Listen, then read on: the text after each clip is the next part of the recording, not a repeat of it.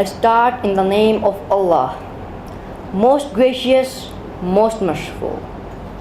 Mr. President, I choose to defend human rights because I cannot maintain my silence in the face of corruption. Mr. President, the menace of corruption is due to our silence. No doubt, silence is one of the worships. It has the dignity and the honor, the integrity, the decency, the righteousness, the rectitude, the principle, the uprightness, the self-esteem, the pride, the poise, and the intellect. But silence against menace of corruption is violence, and violence with aggression, antagonism, invasion, brutality, hostility, and is practiced by the oppressor, the tyrant, and the tormentor on the oppressed, the beleaguered, the tormented, the helpless, and the downtrodden of our society.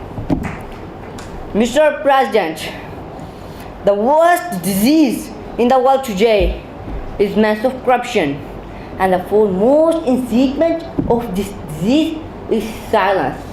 As someone rightly said, the greatest crime in history is not violence, it's silence.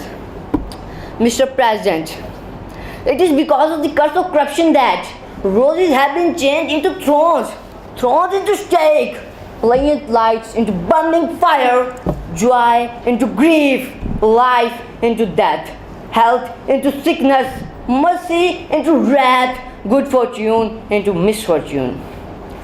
Every morning, I wake up with the news of corruption.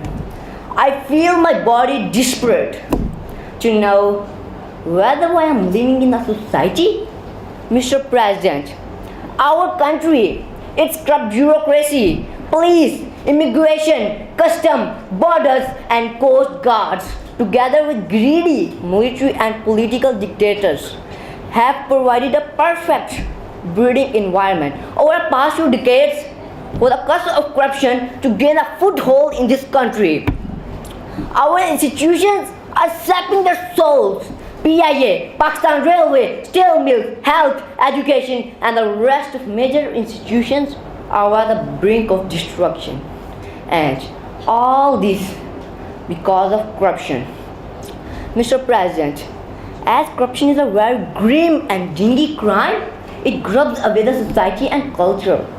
It's a disease that exerts pungent smell, and that smell sways the climate of world and converts oases into deserts, kindness into cruelty, love into hatred, peace into oppression and massacre, justice into injustice, equality into inequality, brotherhood into prejudice and malice, and finally, independence into slavery. Mr. President, the existence of corruption and corrupt practices weakens the very foundation of country and society. Mr. President, an economic reform in a country demands greater transparency, accountability, free and fair competition. But corruption and corrupt practices put a restraint on country's capacity to undertake economic reform and make scanty progress in the development of country. Thank you.